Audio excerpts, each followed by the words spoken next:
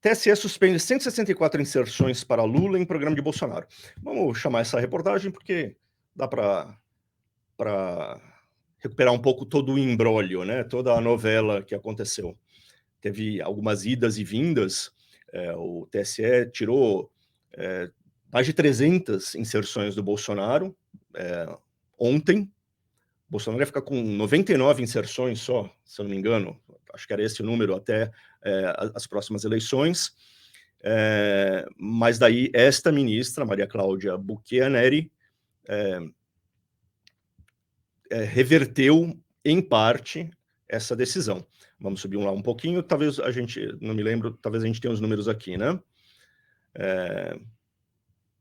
Olha lá, o presidente entrou com um embargo, decidiu que cabia ao plenário da Corte Eleitoral analisar o caso. Ou seja, ela mandou o caso para o plenário, suspendeu aquele confisco, vamos dizer assim, de todas as inserções do Bolsonaro, e tá meio em suspenso ainda, né? O Alexandre de Moraes fez também uma reunião hoje com as equipes do Lula e do Bolsonaro, pedindo que eles façam uma trégua. É uma coisa meio patética, né? Há uma preocupação do presidente do Tribunal Eleitoral com excesso de judicializações nessa reta final da campanha eleitoral. Mas não teve muito acordo, não. Aqui também eu acho que existe um incentivo a essas judicializações, né? Porque a hora que você pega um caso e manda para o TSE, você pode ter, de repente, por uma besteira, uma decisão muito favorável. Então, eu acho que o TSE, de certa forma, é culpado por esse excesso de Exato. judicializações. O Brasil já é um país que tende a judicializar quase tudo, Sim. né? Por isso que as cortes, os tribunais, a primeira instância está sempre afogada, né? Está sempre com uma pilha gigante de processos parados em cima da mesa. Mas é fato isso que você está dizendo, e é pior ainda, né? Não existe clareza sobre a maneira como o TSE está decidindo esses casos, né? E às vezes a impressão é que, puxa, a gente bloqueou um monte de comercial do Bolsonaro, e fala, puxa, foi demais, né? Então agora vamos pegar e bloquear do Lula também, né? Ou agora vamos diminuir. Quer dizer, as decisões parecem ser tomadas sem qualquer base, né? E é isso mesmo, né? O TSE vai começar agora a julgar de ofício, né? Sem ser requisitado, né? Uhum. Enfim. Sem pedir a participação do Ministério Público, né? Exato. Então, a campanha é de muito baixo nível, agressão, mentira para tudo quanto é lado, a lama voando em todas as direções, e isso é um fato. Ninguém pode achar bom que a campanha esteja correndo nesses termos, mas, ao mesmo tempo, o tribunal está intervindo de maneira pouco transparente, né? A lógica é pouco transparente, né? Sim. Isso, inclusive, chamou atenção hoje, mais uma vez, do New York Times, que já tinha feito uma reportagem dias atrás sobre indicando um risco de censura judicial, né? O crescimento da censura judicial no Brasil, e agora ele volta a falar do assunto. O presidente do TSE virou notícia do jornal depois de resolução que lhe deu poder de decidir o que pode ser dito online nesta campanha eleitoral. A gente tem casos aí de que censura prévia mesmo, né? Tem decisão de, às vezes até coisa que eles nem assistiram, né? Então, realmente é o TSE que acha que vai dizer o que se pode ou não falar. Eu sempre lembro daquela frase do Dias Toffoli, né?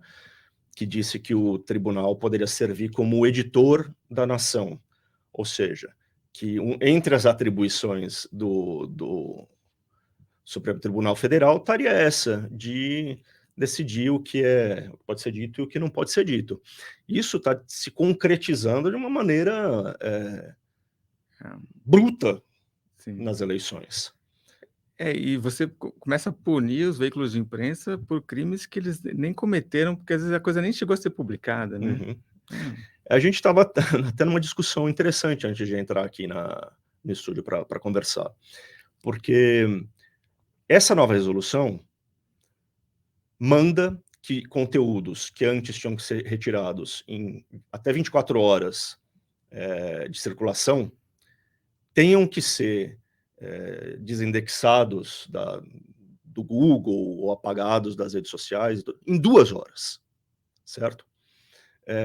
E o poder, como a gente já estava aqui dizendo, é de ofício do juiz que está tratando daquele caso. Ele não precisa ouvir ninguém, não precisa ouvir o Ministério Público. Ele notifica a plataforma e o conteúdo tem que ser tirado. Aí surgiu a dúvida, e se for 11h30 da noite, né, e eles mandarem retirar e não tiver ninguém, né, só for conseguir retirar uma empresa, por exemplo, jornalística como antagonista, só for conseguir retirar no dia seguinte, a multa de R$100 mil por hora vai ser cobrada? Porque entre as 11 horas e as 7 da manhã a gente não retirou a reportagem que está sendo censurada do ar, fica aí um papagaio de R$800 mil para ser pago, né? E acho que tem uma confusão grande aí do que é fake news e do que é notícia, né? Então, eu acho que o TSE entende que qualquer notícia, dependendo do que está se falando ali, pode ser uma fake news e com impacto no eleitor e tudo mais, e por isso... E muitas delas não é notícia pura e simplesmente narrando um fato que aconteceu. Né? Os mais... eu acho que o melhor exemplo disso talvez seja essa perseguição a reportagens, a textos que falam da amizade entre o Lula e o Ortega. Sim. Certo? Isso é um fato histórico. O próprio Lula reconheceu que foi visitar o Ortega Alegre em 1980, não é isso? E tem documentação disso em inúmeras fotos, um monte de coisa, né? A gente publicou também matéria sobre isso, né? Exatamente. Mas, enfim, você vê, a gente fica até com medo de falar, né? Porque... Eu sempre achei e continuo achando que a legislação eleitoral brasileira, ela protege mais o interesse do político que não quer ser confrontado com temas incômodos durante o processo eleitoral, do que o interesse do leitor, do eleitor, né, que quer ter acesso à informação e tem o direito de ter acesso à informação. E esse espaço cinzento entre notícia e fake news, muitas vezes o próprio leitor pode e deveria ter o direito de julgar por si só. Porque isso também é informação, certo? De certa forma, chegar à conclusão de que aquilo é uma mentira faz parte do seu processo de entender o que está acontecendo, né?